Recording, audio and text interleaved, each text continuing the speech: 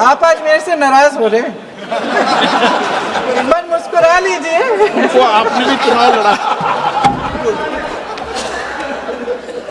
और आदरणीय गृह मंत्री महोदय जी से पूछना चाहती हूं कि क्या जरूरत थी एक मासूम बच्ची पर इस तरह दमन करने की? क्या जरूरत थी उन छात्रों पर आंसू गैस चलवाने की, उन पर लाठियां बरसाने की, उन पर वाटर कैनन्स चलवाने की? हाँ, कांग्रेस बोल रही है। जवाब दीजिए, जवाब दीजिए। कांग्रेस बोल रही है, जवाब मांग रही है, जवाब दीजिए।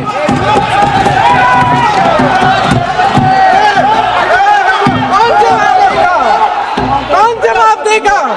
गृह मंत्री जी जवाब देंगे। सर, जो प्रहलाद जोशी जी ने बिल्किस बानो के बलात्कारियों की रिहाई पर जो बयान दिए, उसका प्रमाण मैं आपको दे दूंगी, मैं भेज दूंगी। प्रियंका जी को ऑथेंटिक करना चाहिए, ऑथेंटिकेट करना चाहिए।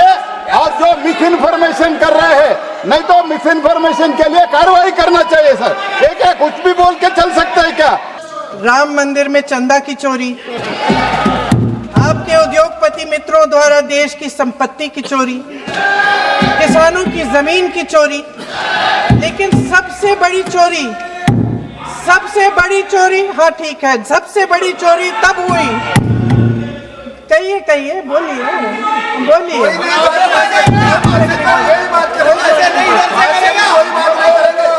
सुन लीजिए, शांति से सुन लीजिए, शांति से सुन लीजिए। आपको मौका मिलेगा, आप जितनी भी चोरियों की बात करना चाहते हैं आप कर लीजिए। अभी मेरा समय है। अध्यक्ष महोदय जी, आपने मुझे इस विषय पर बोलने का मौका दिया। कुछ दिनों पहले हम राम मनोहर लोहिया अस्पताल गए थे। पुलिस लाठीचार्ज में घायल दिल्ली की उस छात्र की स्थिति जानने के लिए जो आईसीयू में अपनी जिंदगी की सबसे बड़ी लड़ाई लड़ रही है। हमसे कुछ ही समय पहले आदरणीय स्वास्थ्य मंत्री जी श्री जेपी नड्डा वहां गए थे और उनसे कुछ समय पहले अन्य नेता भी गए। जब तक हम वहां पहुंचे, उस लड़की की मां नेताओं के आने जाने से गुस्से में थी। हाँ? सुन लीजिए, सुनिए। किसी की पीड़ा का मजाक नहीं उड़ाते, कोई भी हो, किसी की पीड़ा का मजाक नहीं उड़ाते। आप संसद में बैठे हैं, निशिकांत जी आप बना रहे हो। जब तक हम वहां पहुंचे, उस लड़की की मां नेताओं के आने जाने से गुस्से में थी। किस लिए आए हो? उसने आईसीयू के दरवाजे के बाहर खड़े होकर हमें पूछा। हमारे सामने कांपते हुए हाथ जोड़े, कहने लगी कि धन्यवाद, आप आए हैं, ठीक है, मगर मुझे किसी से नहीं मिलना, मुझे किसी से बात नहीं करनी। महोदय, उस मां की पीड़ा से उसका पूरा शरीर कांप रहा था, लेकिन उसने दृढ़ आवाज में कहा, सुबह से बड़े बड़े लोग यहां आ रहे हैं, एक के बाद एक वीडियो बना रहे हैं। वह भी आए जिन्होंने मेरी बेटी का ये हाल किया है। किस लिए? उसने हमसे पूछा। किस लिए? मेरी बेटी की बलि तो चढ़ गई है, लेकिन उसे कुछ भी हो जाए तो मैं उसके लिए अपने आप लड़ूंगी। मुझे किसी की मदद नहीं चाहिए, मैं अकेले लड़ लूंगी। महोदय, शायद मुझे यहाँ खड़े होकर सबके सामने ये बात नहीं कहनी चाहिए, मगर उस माँ की गुहार ने मुझे शर्मिंदा किया। उसके दिल के टूटने की वो आवाज जो अस्पताल की दीवारों से में गूंज रही थी, मेरे मन में अभी भी गूंज रही है। इसलिए उस माँ की इजाजत लिए बिना मैं आपके द्वारा आदरणीय प्रधानमंत्री महोदय जी और आदरणीय गृह मंत्री महोदय जी से पूछना चाहती हूँ कि क्या जरूरत थी एक मासूम बच्ची पर इस तरह दमन करने की? क्या जरूरत थी उन छात्रों पर आंसू गैस चलवाने की, उन पर लाठियां बरसाने की, उन पर वाटर कैनन्स चलवाने की क्या जरूरत थी? उन नौजवान लड़कियों को जलील करते हुए उनके कपड़े फाड़ने की, उनको बेरहमी से गंदी तरह पिटवाने की। देश के युवाओं पर पैलेट गन्स और AK-47 चलवाने की क्या आवश्यकता थी? क्या वे आतंकवादी थे? क्या आतंकवादी हैं? टेररिस्ट हैं? हाँ, कांग्रेस बोल रही है। हाँ, कांग्रेस बोल रही है। जवाब दीजिए, जवाब दीजिए। कांग्रेस बोल रही है, जवाब मांग रही है, जवाब दीजिए।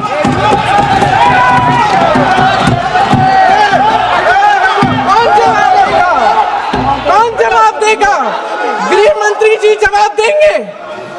किसने ऑर्डर दिया? किसने ऑर्डर दिया पैलेट गन्स चलाने के लिए? किसने ऑर्डर दिया? आपके माध्यम से मैं पूछती हूं अध्यक्ष महोदय, किसने ऑर्डर दिया? प्रधानमंत्री जी ने दिया? गृह मंत्री जी ने दिया?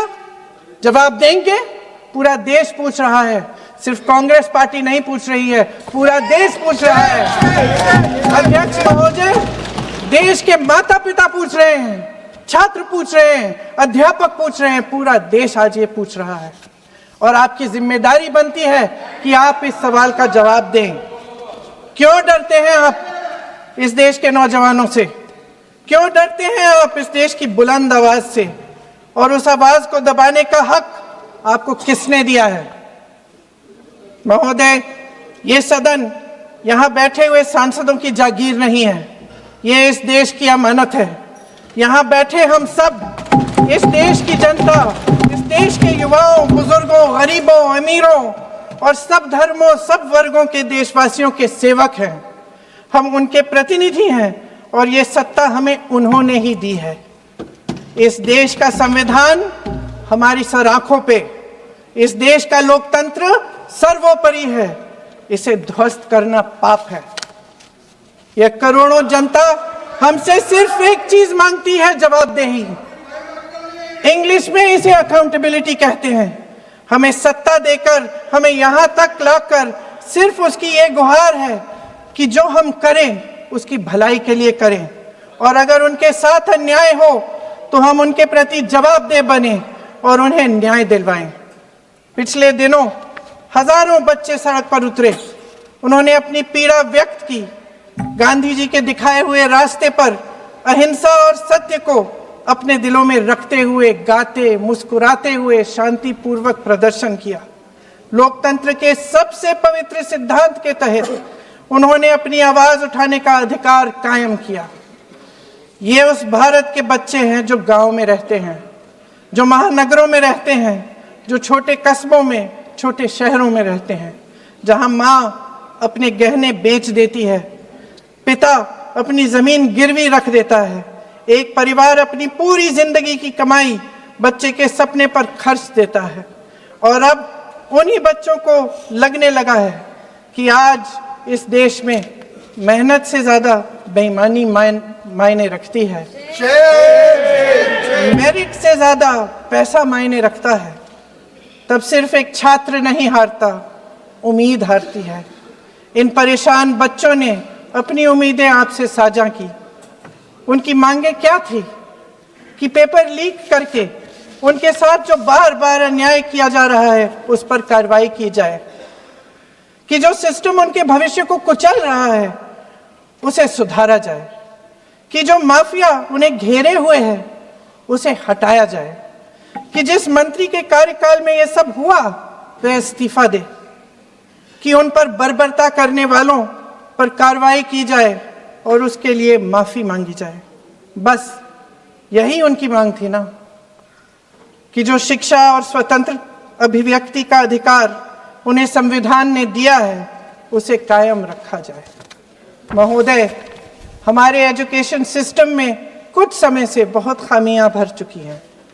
बच्चों पे जो प्रेशर डाला जाता है उसकी वजह से सैकड़ों बच्चों ने आत्महत्या कर डाली है।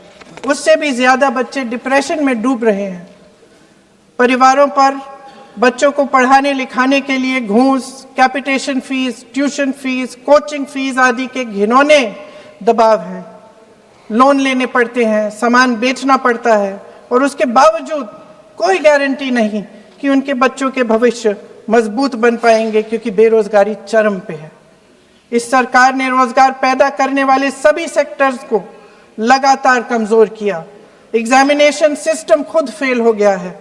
पिछले दशक में 152 पेपर लीक हुए, 750 करोड़ छात्र प्रभावित हुए, मगर एक भी दोषी, एक भी माफिया को सजा नहीं।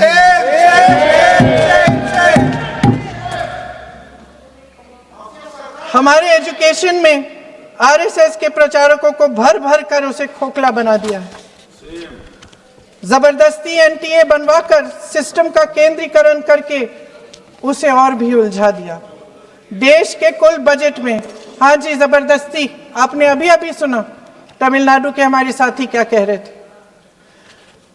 देश के कुल बजट में एजुकेशन बजट की हिस्सेदारी हर साल बढ़ाने की बजाय घटती जा रही है।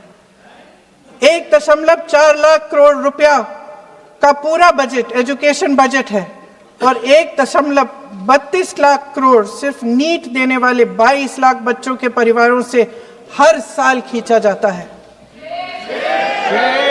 एक और शर्मनाक आंकड़ा भी है। 1.4 लाख करोड़ रुपया हमारा पूरा एजुकेशन बजट और 16 लाख करोड़ रुपए जो मौजूदा सरकार ने बड़े उद्योगपतियों के लोन माफ किए हैं। सोचिए कि इस सरकार की प्राथमिकताएं क्या है।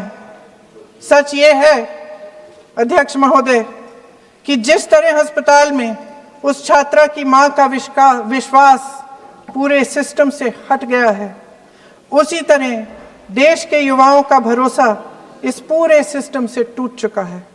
और जब इस तरह देश के भविष्य, हमारे युवा निराश होकर सरकार और सिस्टम से अपना भरोसा हटा देते हैं, तो उस भरोसे को फिर से बनाने के लिए सिस्टम के अंदर से जवाब नहीं ढूंढा जा सकता। उसके दायरे से बाहर निकलना पड़ता है, नए सिरे से ठोस प्रयास करने पड़ते हैं। अफसोस की बात यह है अध्यक्ष महोदय कि इतना हो जाने के बाद भी आदरणीय प्रधानमंत्री महोदय जी और उनके साथी इस सच्चाई को समझ नहीं पा रहे हैं।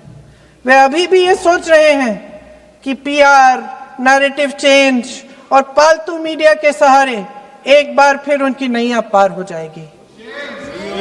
परसों शिक्षा मंत्री जी ने शर्मनाक परिस्थितियों में अपना इस्तीफा दिया और कल यहीं मकरद्वार पर मेरे सत्ता पक्ष के सांसदों ने जिंदाबाद के नारे चिल्लाते हुए उनका संसद में ऐसे स्वागत किया जैसे मानो कोई सुपरस्टार पहुंच गए हैं। विडंबना देखिए महोदय, जब भूतपूर्व शिक्षा मंत्री को मुकुट पहनाया जा रहा था, स्वागत हो रहा था उनका, तब महाराष्ट्र में एक परिवार पेपर लीक पीड़ित अपनी बेटी की आत्महत्या का शोक मना रहा था। आपकी सरकार ने देश के करोड़ों छात्रों को क्या संदेश दिया? आपको किस बात का गौरव है, किस बात का अभिमान है? ये कौन सा अहंकार है? जहां आंखों में शर्म होनी चाहिए, वहां बेशर्मी और स्वागत के नगाड़े बजाए रह रहे हैं। एक तरफ मातम है, दुख है, यहां फूल माला डाल रहे हैं। कोई आप पर कैसे यकीन करे? प्रधानमंत्री महोदय जी ने नया शिक्षा मंत्री चुना, एक ऐसे व्यक्ति को इस पद पर आसीन किया जिसने एक गर्भवती महिला के बलात्कारियों की रिहाई पर अपनी सहमति व्यक्त की, खुशी जताई। देश की करोड़ों लड़कियों को प्रधानमंत्री जी ने इससे क्या संदेश दिया? सर, अखबारों में है, अखबार में नहीं। मेरा कुछ भी बोल के चले जाते हैं क्या? अरे तो कैसा क्या है इनके पास? ऐसा ही कोई आरोप लगा दीजिएगा। कोई नियम कानून नहीं है।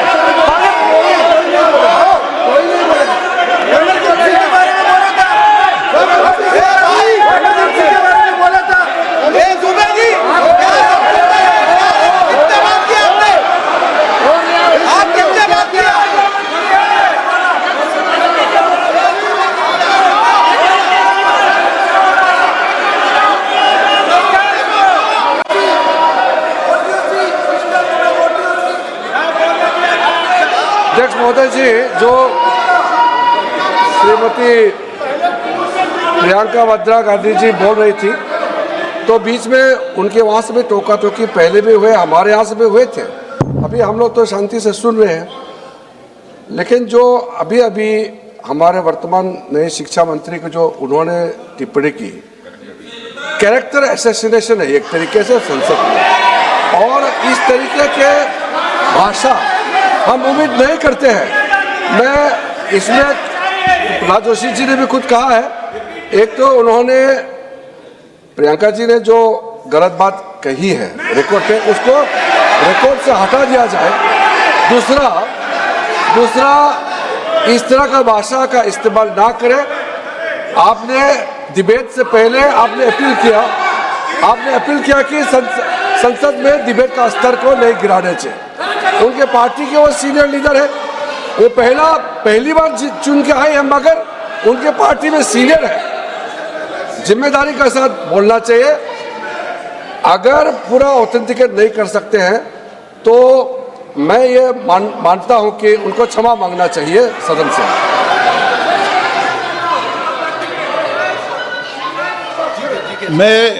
मेरा मत ये है, सदन के अंदर ये सदन सर्वोच्च लोकतांत्रिक संस्था का सदन है, इसका एक एक शब्द हमेशा रिकॉर्ड में रहता है। मैं माननीय सदस्य से आग्रह करूंगा कि बिना तथ्यों के हमें इस तरीके के सदन के पटल पर बात नहीं करनी चाहिए।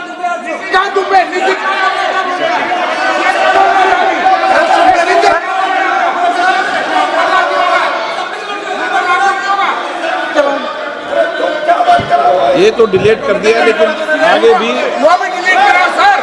ये तो किसी काम बोलता वो भी ये सीधे क्या बोल रहा था, क्या कर रहा था सर जो प्रहलाद जोशी जी ने बिल्किस बानो के बलात्कारियों की रिहाई पर जो बयान दिए, उसका प्रमाण मैं आपको दे दूंगी, मैं भेज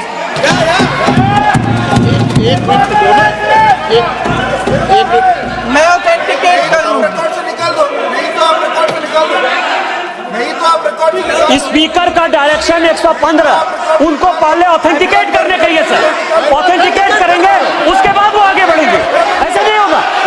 पहले ऑथेंटिकेट करने दो सर, उनको ऑथेंटिकेट करने के लिए कहिए, ऑथेंटिकेट करने कहिए उनको।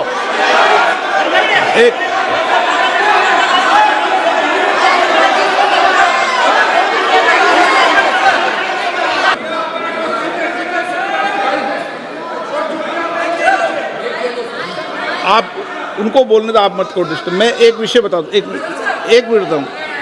नियम 353 के अंदर फिर मैं एक बार स्पष्ट कर दूं, किसी भी सदस्य द्वारा किसी भी व्यक्ति के विरुद्ध मानहानि या अभियोगात्मक प्रकृति का कोई आरोप नहीं लगाया जाएगा जब तक कि सदस्य ने अध्यक्ष और संबंधित मंत्री को पर्याप्त अग्रिम सूचना नहीं दे दी हो। यह व्यवस्था है।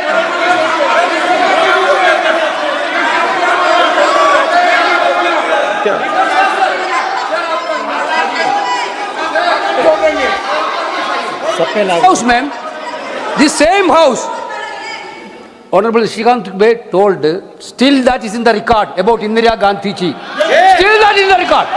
Still that in the record. Sir, you are not removed, sir.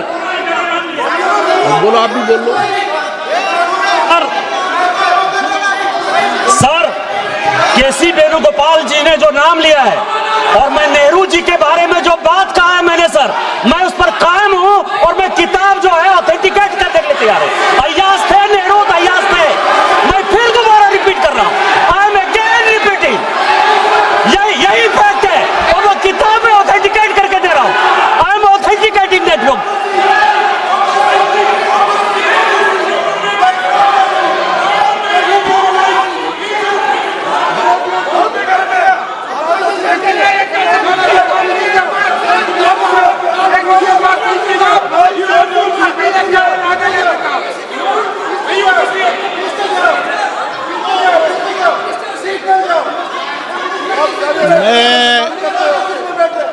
मैं जब आसन पर होता हूं, जो मैं व्यवस्था देता हूं, चाहे सत्ता पक्ष हो या प्रतिपक्ष हो, मैं समान व्यवस्था देता हूँ। मैं जब आसन पे होता हूँ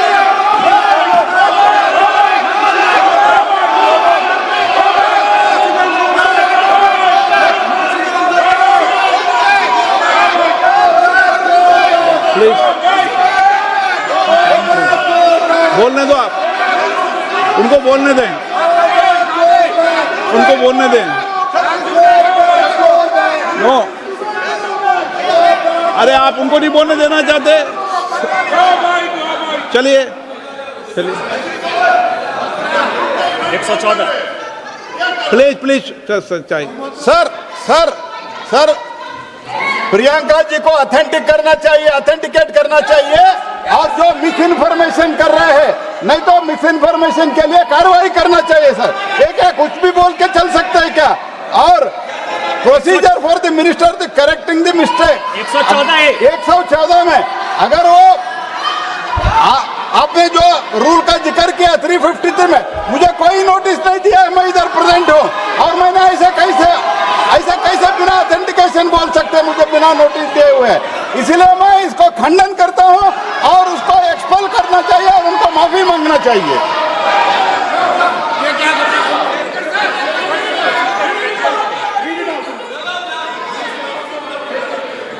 ये चैप्टर आगे नहीं बढ़ेगा सर, बिल पे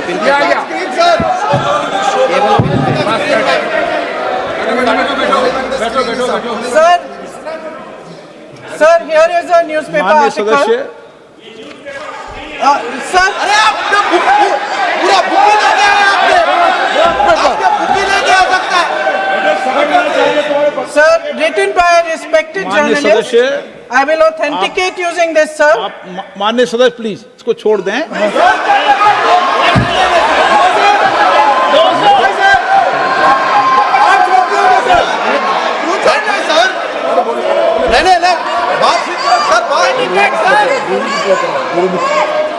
सर अगर जोशी जी अपने बयान का इस खंडन कर विधेयक रहे पर ही हैं क्या? चर्चा होगी। आप इस बयान का खंडन कर रहे हैं क्या? नहीं, जोशी जी माननीय से पूछेगा। सदस्य, मैं आपसे फिर आग्रह कर रहा हूं, इस सदन में इस विधेयक पर ही चर्चा होगी। फिर भी नो,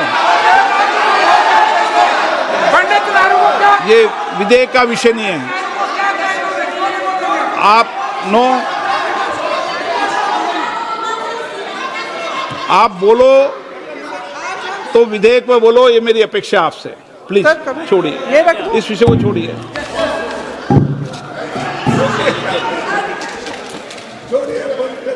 आज हम सदन पटल पर एक ऐसे विधेयक में संशोधन पर डिबेट कर रहे हैं जो 2024 में पारित हो चुका था, और इसमें मुख्य संशोधन यही है कि पेपर लीक के अन्य अपराधों के लिए सजा बढ़ाई जाएगी।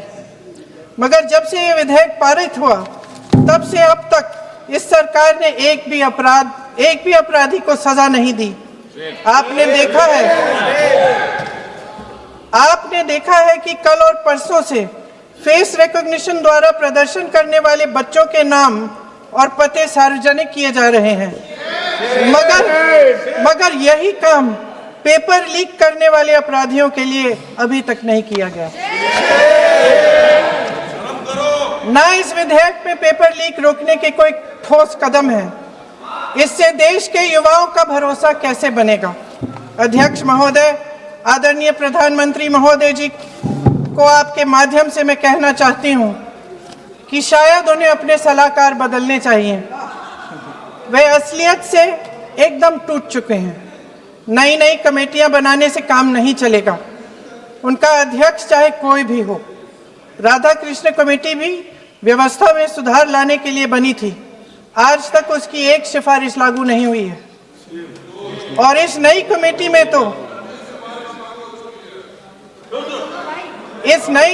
में तो एक एक्स-आईबी चीफ, फिर चिल्लाएंगे, एक एक्स-आईबी चीफ, एक आईटी कंपनी के मालिक और एक गौमूत्र के विशेषज्ञ भी हैं।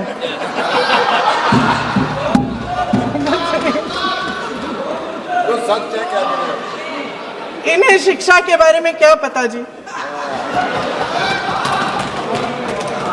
सर सच है, आप आज मेरे से नाराज हो रहे हैं। एक बार मुस्कुरा लीजिए। वो आपने भी चुनाव लड़ा।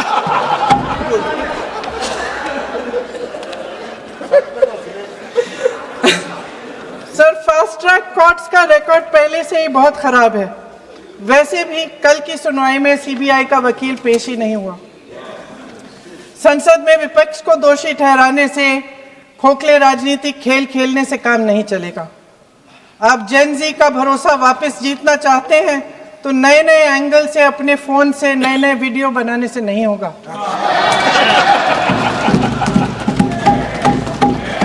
प्रधानमंत्री जी को कैमरे का एंगल नहीं, दिल का एंगल बदलना पड़ेगा। ये जेनरेशन जागरूक है, समझता है, झूठ पहचानने की उसकी अपार क्षमता है। इनका दिल और दिमाग जीतने के लिए आपको सच्चाई पर उतरना पड़ेगा। आपके शासन के चलते इस नौजवान पीढ़ी के साथ घोर अन्याय हुआ है, बर्बरता हुई है। इस सच्चाई को स्वीकार करिए। अपनी जिम्मेदारी से पीछे हटने से काम नहीं चलेगा। आदरणीय प्रधानमंत्री महोदय जी, आपको जिम्मेदारी लेनी पड़ेगी, ठोस कदम उठाने पड़ेंगे।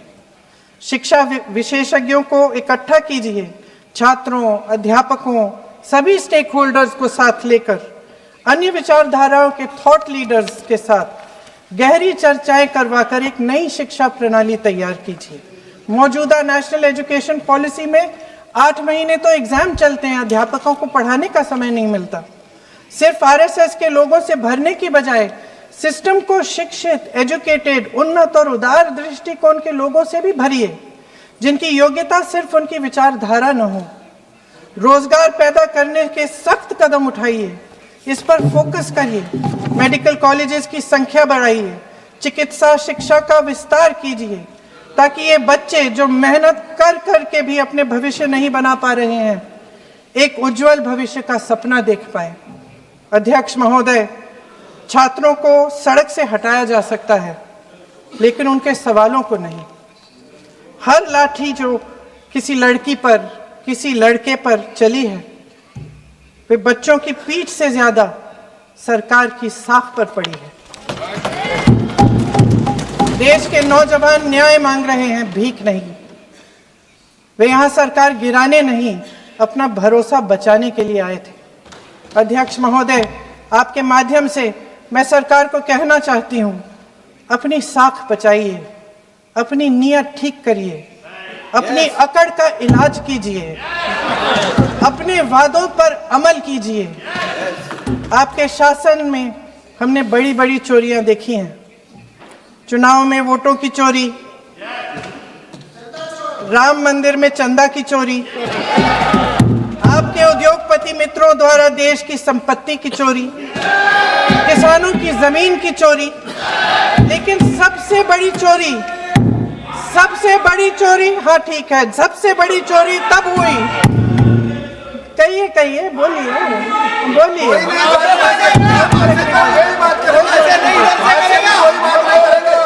सुन लीजिए, शांति से सुन लीजिए, शांति से सुन लीजिए। आपको मौका मिलेगा, आप जितनी भी चोरियों की बात करना चाहते हैं आप कर लीजिए, अभी मेरा समय है। सबसे बड़ी चोरी तब हुई जब देश के नौजवानों के भविष्य, उनके सपने चुराए गए। भविष्य की चोरी, सपने की चोरी किसी भी चोरी से कहीं बड़ी होती है महोदय। अगर देश का युवा निराश हो जाए, अगर देश का युवा निराश हो गया, उसकी उम्मीद टूट गई, तो सबसे बड़ी हार भारत की हार होगी। और हम कांग्रेस और विपक्ष के लोग जान दे देंगे, मगर भारत की हार नहीं होने देंगे। जय हिंद। सर, अब तो मुस्कुरा लीजिए, भाषण खत्म।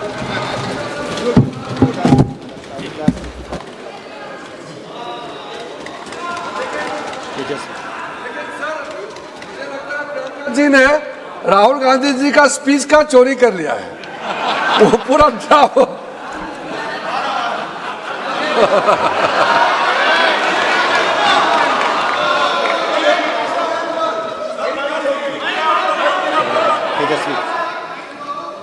किसी को बुला लो। अरे वाओ अनु केते सुंदर ड्राइंग बनेछु एटा कोन बनेछु एरा मु एरा बापा एरा बो एरा जेजे बापा एरा जेजे माँ वाओ औ एटा कोन हम फैमिली डॉक्टर हाँ बो एरा हम फैमिली हॉस्पिटल रंग बदलिछि रूप बदलिछि हेले आपणक सह संपर्क बहुत पुराना खाली ओडिशार नुह पूर्व भारतर 50 लाख परिवारर भरोसा आमर अत्याधुनिक कौशल एवं अद्वितीय सेवा 27 वर्षर संपर्क आमको करि परिछि आपणक निजर family hospital. Thank you doctor अनुपरी अनेक पिलांक धन्यवाद आम पई अमूल्य उपहार।